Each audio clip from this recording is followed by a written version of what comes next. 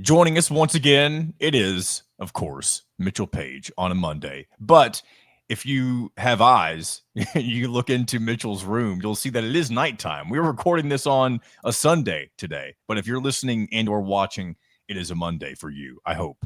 But Mitchell, we're talking about 10-0 Hoosiers. First ever 10-win Hoosier team in history. They're 10-0. In my opinion, this was kind of a playoff play-in game, if you will. I said that a few times last week, and I still think that is the case, even if they do disappoint here one time or another in these final couple of regular season games. But hey, we're here. This team has done the unthinkable. Let's just call it that. There's not a single person preseason that said this team could win 10 games, right? Everyone always wrote off Michigan and Ohio State as the games that you knew 100%, at least you thought you knew, that this Indiana team was going to lose. And it was a tight game. This was the first time all year long where you kind of had to sweat it out. And maybe sweat it out is putting it lightly. Mitchell, you were there in person, and I'll let you kind of describe what that was like. But this is the first time that this Indiana team really had to battle until the very end of the game for this win. Yeah, it was the first time that it feels like they've been off schedule since the opening kick of the year.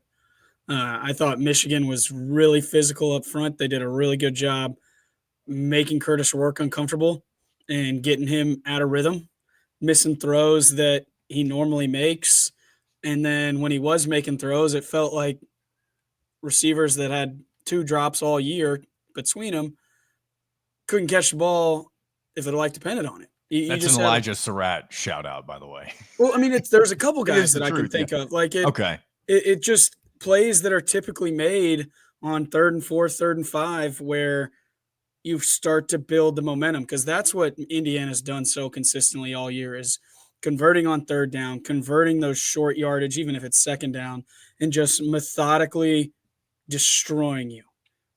Indiana's not really a team that's going to have an 80-yard touchdown on you. They just put together 6 to 10 play drives and smash you right in the face.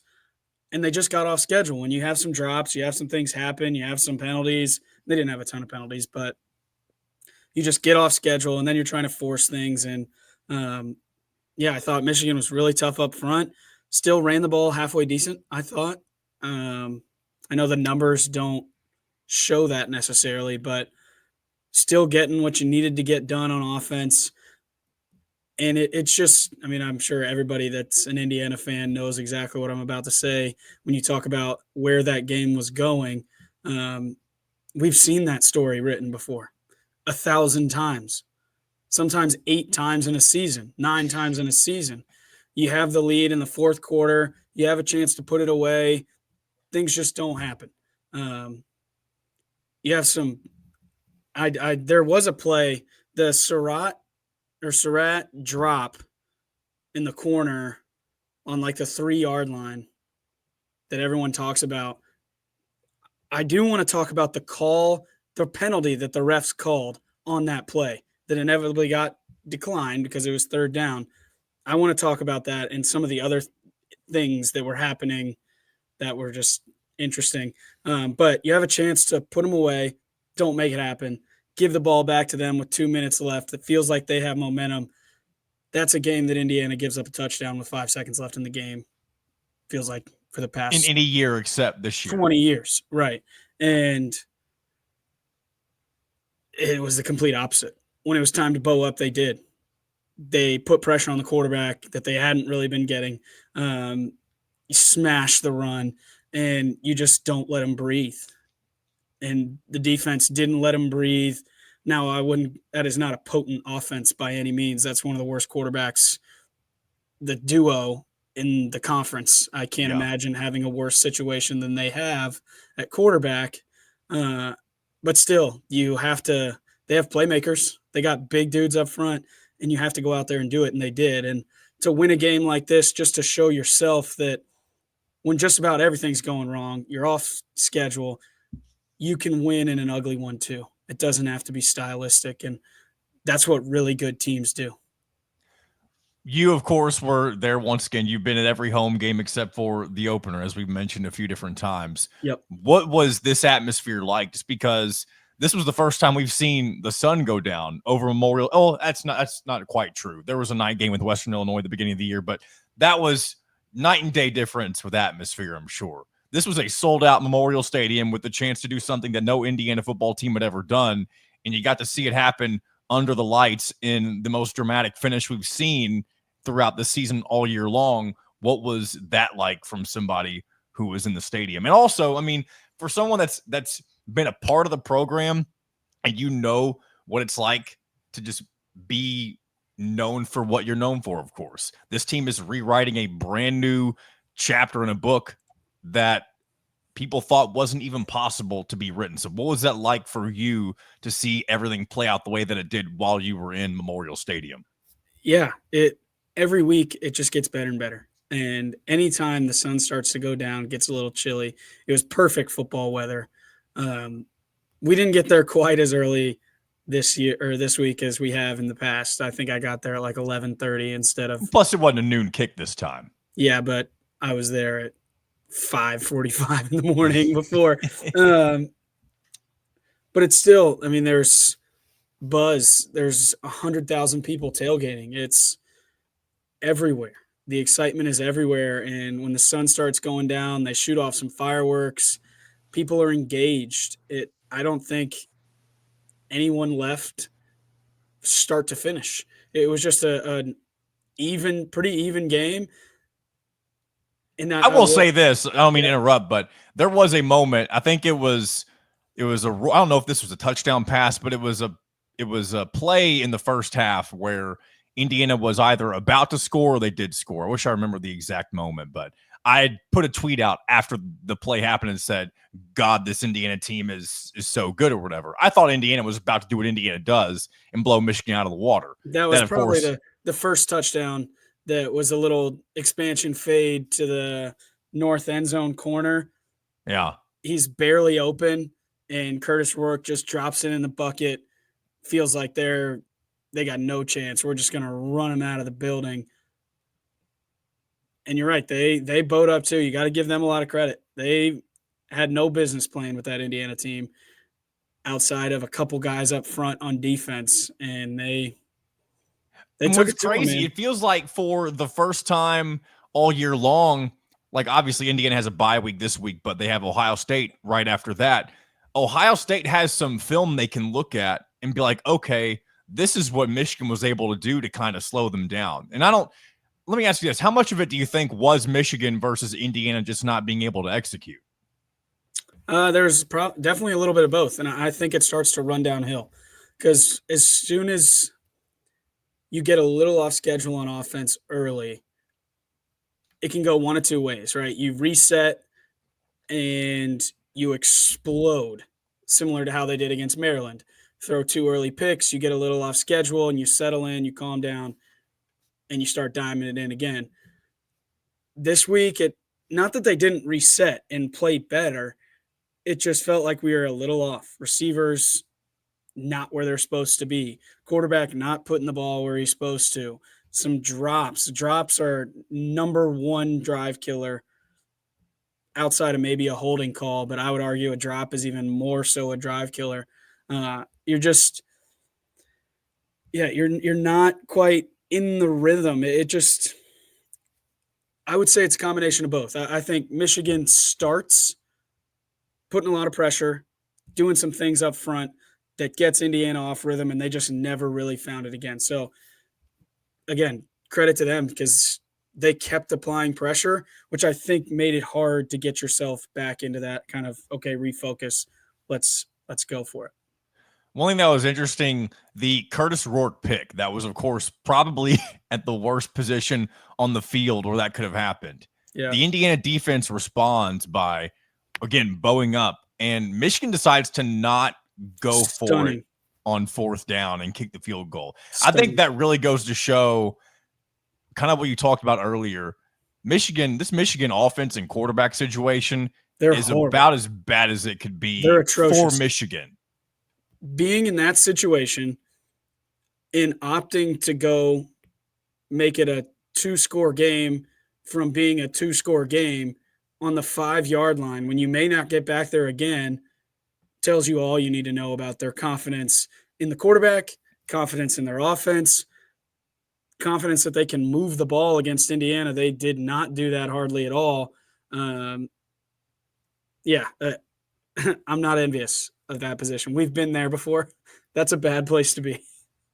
And I know we've said before that the two bye weeks that Indiana had this year, when you just look at them on paper, they were kind of positioned at the perfect scenarios, at least when you kind of pictured how things might have played out. I think regardless of the fact that your next opponent is Ohio State, after the way that you were just tested, the way that you were, there's no doubt in my mind that this is another perfect place to have your second bye week for this. It felt like the most physical game of the year. Yeah. Both teams just threw haymakers at each other for 4 quarters. I think Indiana just got a little banged up. You're exactly right. There were so many times where play had to stop for injury, I feel like. And the Ellison injury in particular, that was one of the hardest hits I've seen so far this year. Yeah. Yeah, he did pop right up, so we'll see. But I saw he was at the basketball game today, so his brain must not be scrambled eggs, which is really good. It's a lot of weeks in a row. You've played a bunch of physical Big Ten games.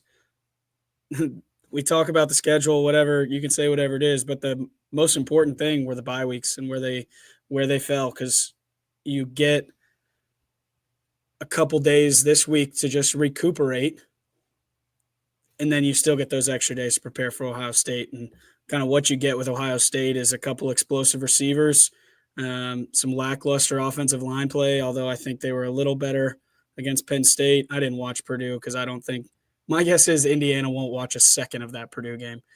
You really think so? You really think the way Signetti is, you don't think the GAs will watch it, and maybe the coaches, but I'm guessing a player won't see one play. There's no point. They're horrendous. That's crazy. You don't have time. There's not enough time in the week. You can go in there and watch it by yourself, but what are you going to learn? Okay. Purdue's a high school team. That's reality. So you're going to watch them against teams that are equal to you. You're going to be watching Penn State. You're going to be watching Oregon. That's kind of what you're going to be facing. That's the kind of scheme that you're going to see. Ohio State, without watching the game, this is just what I'm assuming, ran vanilla offense, vanilla defense, just relied on their skill and relied on the lack of skill in West Lafayette currently to just steamroll them. That's just what they're going to do. So you're not going to get a real picture of what Ohio State is. So you get a chance to break them down, and it's taken me, I guess, however many weeks, but I'm having a hard time believing anybody's going to beat Indiana. I just am having a really, really hard time finding a scenario after watching them struggle so mightily against Michigan, because it was a struggle. They played terrible. Signetti would tell you that. They played terrible on offense. On defense. Yeah, defense did exactly what they needed to do in this situation. And that's the thing. You've won games in every way if you're Indiana. You've won it scoring 47 in a row against Michigan State. You've won it bowing up after 2 picks and then rolling on offense against Maryland. You've won it with no offensive rhythm or efficiency after the first drive against a Michigan team that still has 5-star players all over the field.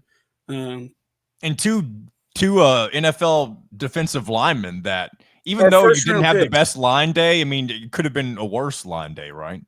They have 2 first-round picks on their defensive line, right? I don't know that that's for sure, but I heard them reference the 2 guys, Kenneth Grant or something. They've got like 4 or 5 guys that are going to be picked in the top 3 rounds on their defense, and you still find a way with special teams, with defense, with kicking. Like I know Ohio State's got some players. I think their quarterback is not any good either. I think he does just enough. I mean, this is all relative. I think he's a middle-of-the-road Big Ten quarterback, but yeah, he's not like you're going up against Joe. I mean, I say Joe Burrow. He was with LSU, but he was originally with Ohio State. He's not going against somebody who's going to be an elite-level NFL talent quarterback. This is just kind of an average Joe dude. This is not a typical Ohio State quarterback that can win you the game. He's going to rely on everything else to help him. Do you think they want Curtis Rourke? Yeah, probably. And that It's just when you have better quarterback, you've got, I would say, I mean, this is a hot take, but your receiver room is as good outside of maybe Jeremiah Smith. I think I don't deny that at all. I've said not since the beginning. I knew Indiana's best position group coming into the year would probably be the receivers if they panned out the way they were supposed to. I didn't know they'd be the best in the Big Ten. But at this point in the season, there's not a single, you said this before too, there's not a single guy I would trade for anybody else in the Big Ten, I feel like. Yeah, I think there is one caveat. I think it's the Jeremiah Smith kid from Ohio State. That kid is unreal, and he's going to get his, right? Even if he has 8 catches for 150 yards and a touchdown or two, okay, right? They still got to do the rest. Yeah. They still got to – 150 yards isn't going to win them the game. So I think you find a way to get back in rhythm on offense. You start just RPO, run the ball. Let's get back to basics. Don't have to win the game in one throw, which is kind of what it felt like we got trying to do later in the game, just to hit a big one and hope that would kind of spring us, and we just never did. And I agree with you, because there was several times in that second half where just me watching, I was like, I feel like all they need is one more touchdown. They just need one more touchdown, and they can just kind of sit there. It felt like relax. For 4 or 5 drives in a row, like one more touchdown, this game's over. And they had to be what they're thinking like. They had to be what they're thinking. They did that. They tried to score touchdowns right now. And is it not necessarily their MO to score touchdowns right now? Sometimes, right? Sometimes you got to put together a drive and milk some clock. But with 4 or 5 NFL draft picks on a defense, putting together an 80-yard drive isn't the easiest thing in the world to do. So if you can just hit a big chunk play against their secondary that's had some issues, that can bust the game wide open, because then they got to start throwing it, and it just, you never hit on any of those plays, and that's why it was a dogfight the way that it was. But yeah, I think get back to what you're good at, and everything's in front of you. I mean, Eric, you talk about, oh, well, if you just beat Ohio State, but even if they don't beat Ohio State, I think you're going into this game very confident that you have a very good chance to win. Oh, yeah. There's no reason to think. Of course, when you're looking at this at the beginning of the year, everybody, just like we said with Michigan, you chalked it up as Michigan and Ohio State being the 2 automatic losses. And honestly, this season is an example in and of itself of like, why the hell do we even do this? You know, if Indiana gets to the point to where they're having this good of a season, they're going to have a chance against a game like Ohio State, because why don't you have a chance? Yeah, they probably have more talented prospects on the field, but like we saw, the same that was true with Michigan, and they're 5-5 this year. If it doesn't come together the way that you hope it's supposed to, that will ruin everything that you have. And clearly, Indiana has made the most of this new way in putting together your roster that Cignetti has done by bringing in all of this experience, whether it be from the G5 level or some random ACC teams like Wake Forest or wherever it may be. You get Curtis Rourke from the MAC. You bring all of these lovable misfits, and they find a way to make it all work together. And this is what you have right now, something that's never happened. And I mean, this is honestly like something out of a fever dream. I don't mean to, if I'm getting too, I mean, I don't really know what the best way to say it is other than that, because if anybody tells you in any world, any year, doesn't matter what's going on, that Indiana is going to be 10-0 in any season of football, that sounds like complete nonsense in any other world than what we're living in today. Yeah. And I have issues with 2 things that you said. Sure, go ahead. One, I heard somebody else call them misfits. They weren't. It was probably Jeffrey the Greek, because I believe I took that phrase from him, if I'm being honest. I heard it on TV, actually, or one of the YouTube videos. They're not misfits. The reason that he went to get them is because they were the opposite of that. They were really, really good players that fit the system really well and had accolades out the wazoo. They were just playing in a division that was too low, or in a conference that wasn't good enough for them. So I guess that's technically a misfit, but the misfit implies that they just weren't getting along. No, these are the best players on their team that weren't given a chance by anybody else. They had production. They had the accolades. They just had on an Old Dominion helmet instead of a Georgia helmet. Because that's all the misfits are the 1 year and done guys from Alabama that were 5 stars that don't go to class and don't go to your meetings, but they're an Alabama 5-star, so you still recruit them. They come to your campus, they suck. We had those guys. We had a lot of those guys at Indiana when I was there. You go because, oh, he went to Alabama, he must be good. No, that guy sucks. He done nothing and he will do nothing. These kids were proven. They show they know how to work. Their misfit may have been that they're on the wrong team because they're not good enough, but their fit in terms of skill and ability, yeah, they play the part. And then the second thing I want to push back on is, to us, it feels like kind of a fever dream, right? Like, oh my God, it's unbelievable. We're 10-0. Yeah. That's kind of worn off on me because of the way they win. Yeah, and I don't mean, when I say that, I don't mean I know what you were saying. All of this feels like it's false stupid. And it's not real. Yes. So what you're just saying is that it's no longer like, oh my gosh, this is so fun. We can't believe this is happening. This is reality, and this is what it's going to be moving forward for you. You can believe it's happening because of the way they win. And I know what you were saying, but I hear the fever dream from other people, and it just kind of reminded me, like at the stadium, you're like, can you believe this? This is so. And yeah, as a fan, I guess, no, I can't believe it. But can I believe that this team in particular, forget the logo on their helmet, is winning a lot? Yeah, I can, because they smash everyone in the face physically. And that's I think what it is for me is it's more so that I can't believe that Indiana has gotten, and I don't think lucky's the right word, but just they found this guy in Curt Cignetti that knew exactly what he was doing, when it feels like, I mean, we've swung and missed so many times for, over 100 years, right? There's been some guys here and that have done some good things, but I mean, this dude's in his first year. He's not lost a game. He's never lost anywhere. And I don't mean to make this like, let's just praise Curt Cignetti about everything that he's done, but like he's done what there's probably so many other coaches who would ever be afraid to do, just come to a low life program like Indiana, and he's made it everything that he's ever probably could have imagined to be, and more, and then some, because we know he wants to get to the Big Ten championship, go to the playoff, all that good stuff. But I think that's what it is. It's just knowing that the Indiana Hoosiers have a guy like that who genuinely cares about creating winning football. Yeah, it's it's the verbal meme here. This is maybe not the best radio if you're listening on the radio, but it's the LeBron James in the pool. I can't believe this is my life as an Indiana fan. You know what I'm talking about? Yeah. It's the fever dream is, I can't believe it's happening to us. Yes, that's probably how I should have worded it in the beginning. That I totally agree with. The fever dream is not the team. Yes. Because they are a problem for anybody. I watch them. I watch every other team in the nation. And I'm like, yeah, I think we beat them. Like, and that's crazy. And it's real.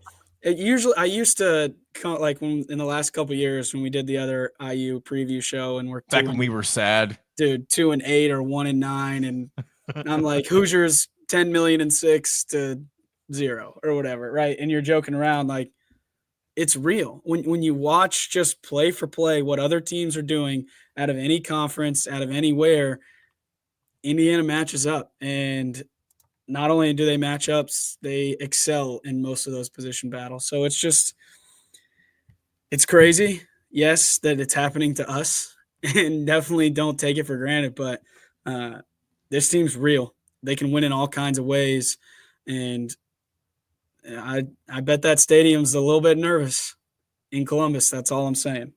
Yeah, it's the last. I mean, there's a few more monkeys that you get off your back that really were never monkeys, but it's the last monkey that's on your back in terms of you haven't beaten this team in umpteen million years, whatever it is. Is it 1980 something? I don't know the exact year. They called it the darkest day in Ohio State football history.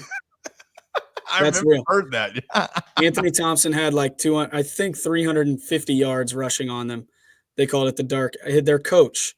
It was one of their famous coaches. I'm blanking on his name right now. Called it the darkest day in OSU history. But you go in there and beat them, and you'll probably be number 2 in the country. And you unofficially kind of punch yourself into the Big Ten championship. Yeah, you pretty much. I mean, unless the team just gets locked in the elevator or something against Purdue, like the whole team is locked in the elevator for hours and hours. I'm pretty sure we could roll out me, you, Dustin, and Dustin's buddies. and beat Purdue the way they're playing right now. So you beat Ohio State, you pretty much secure an undefeated season, a shot at the number one team in the country, which is crazy. You're playing at that point, the Big Ten championship game becomes you're playing for the 1 seed in the playoff, which is wild at that point. Correct. To be the number one team in the whole land. Oh, man. That's a real thing. That is if you beat Ohio State, you very likely jump all the way to 2, and the Big Ten championship will be a 1-2 matchup. That's wild. Last question I have for you is kind of along the same line with the playoffs. Where do you see them being ranked this week after you see a couple of teams like Georgia losing, as well as, of course, Miami? But you also have, maybe some SEC teams that will jump. I tend to think they'll just kind of routinely jump up to like number 6. But what do you think? That would be great if they just went to number 6. But unfortunately, that's still brand bias that we just dealt with. I mean, Penn State's done nothing better than what we've done except have a close loss to Ohio State at home. Okay, but they still rank them above us because they started above us. I'm very worried about Ole Miss and Alabama jumping us because we didn't just handle Michigan and their record's 5-5 now. I just don't think that. What's annoying is that if Michigan has an SEC logo next to their name and you do that, then they take it as, oh, wow, you beat this great Michigan team. That's exactly it. If Ole Miss and Alabama weren't in the SEC, I don't worry about it. Yeah. Like if SMU beat whoever by 40, they're not going to jump us. But, it's the SEC. So I think that the Big Ten right now has 4 teams in the top 5 of the AP poll. And it's a lot more likely that the SEC gets 4 teams in to the playoff than the Big Ten, in my mind. And I don't think that's based on percentages, but just on my opinion of what you see every year of these people just loving the SEC. And we'll find out a lot on Tuesday if they're respected or not. I think if they don't move up to 5 or 6, the play-in game becomes Ohio State. You got to go in there and win. And that's just the reality. So you think if they're 5 or 6, do you think they've already solidified their chance or their spot? I think barring like a 30-point loss at Ohio State, yeah, you can lose as long as it's close. If you get to 5 or 6, but if you stay 8-ish, they'll drop you. Just move up 1 spot, maybe just up to 7. I think 7 is on the border. I think you're mostly safe at 7. But if you get in that 8, they're going to drop you at about 11. And then conference champions has to go in, and then you start really playing with fire, and you don't deserve to, but you do. All right. Well, hopefully it ends up not being the case. Didn't mean to end on such an edgy note, but hey, this is the new reality for Indiana football, right? Yeah. Other teams have a lot more history, and they say that they're not basing it off the logo, but they are. That's what the eye test is. When you hear those 2 words, it's the logo that they're looking at. Nobody talks about Indiana passing the eye test or BYU passing the eye test, but they talk about Ole Miss with 2 losses passing the eye test because they beat another team that passes the eye test that also has 2 losses. So, it's what you're fighting for this year. You're going to have to put together a bunch of good years to get rid of it. So, just keep winning. And by the way, Cignetti, I don't believe he's going anywhere, especially after this year. Now that Florida is not moving on for Billy Napier, I don't see a single job opening up that Indiana fans should be scared of. I wasn't even scared of Florida. Absolutely. I think he's here next year and probably the years to come. Indiana's crushing in the NIL, something people don't know and don't think about. They're like up to 13th in total NIL dollars in the whole country. So are you going to go somewhere like Florida that's 12th and they suck and all their fans are crazy and have way higher expectations? You could have delivered a 7-5 season at Indiana and fans would have showered you with gold. Now that obviously the expectations shift a little bit because you're 10-0, but you're not a Florida fan that is unrealistic. Similar. I mean, I'm a Miami fan. That's why I feel like I can talk.